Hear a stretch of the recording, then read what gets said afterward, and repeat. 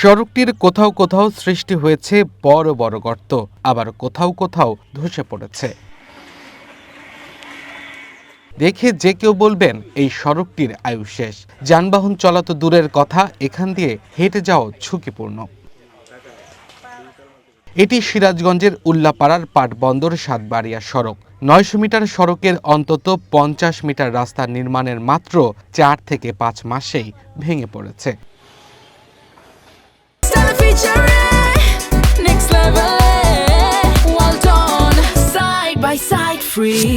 গুরুত্বপূর্ণ সড়কটি ভেঙে পড়া এখন সীমাহীন দুর্ভোগে স্থানীয় বাসিন্দারা। প্রতিদিন এই সড়ক দিয়েই বাজার ও কর্মস্থলে যেতে হয় শত শত মানুষ ও যানবাহন চালককে। যে অবস্থা হয়েছে, আমরা গাড়িটা চলে না, খুবই টাফ ব্যাপার। গরু বছর এই গ্রামের নিচের পক্ষে 500 গরু আছে।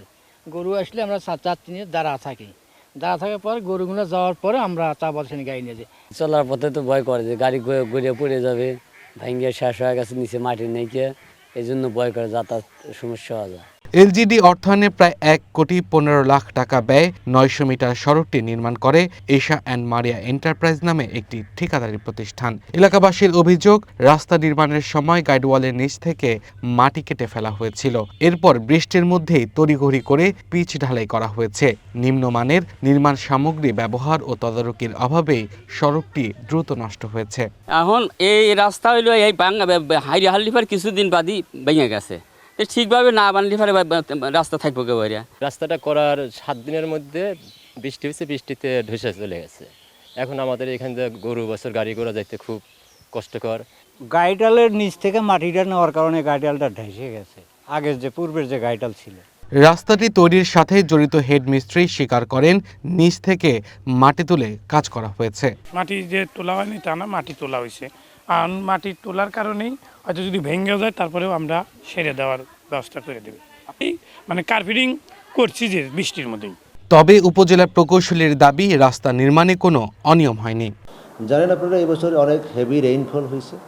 আর সাইডটা যেখানে ভাঙছে, আমাদের ৯০০ মিটার রাস্তার মাঝখানে একটা পোর্শনে ৫০ মিটারের মতো জায়গা ল্যান্ডস্লাইড করছে, জাস্ট স্লাইড করছে, হেভি রেইনফলের জন্য ল্যান্ডস্লাইড করছে।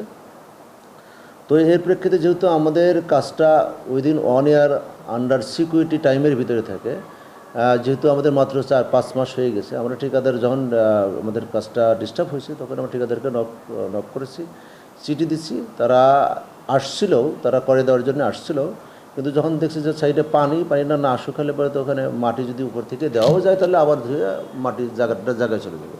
নির্বাহী প্রকৌশলী জানান, ঠিকাদারি প্রতিষ্ঠানকে চিঠি ইস্যু করা হয়েছে। বিল হয়ে গেলেও তাদের জামানত রয়ে গেছে, ফলে দ্রুতই সড়কটি মেরামত করে দেওয়া হবে। ঠিকাদারকে আমাদের বিল দেওয়া হয়েছে, ফাইনাল বিল, কিন্তু ঠিকাদারকে জামানত এখনো দেওয়া হয়নি, তার 1 বছর আছে। আমরা চিঠি করেছি খালের পানিটা আরেকটু নামলে, কারণ সেটা আমাকে একেবারে নিচ থেকে বেঁধে আসতে হবে, উপরে মাটি দিলে থাকবে না।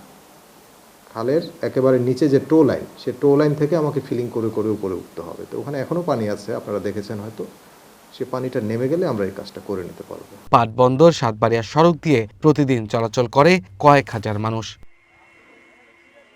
Abdul Al Mamun, one national desk.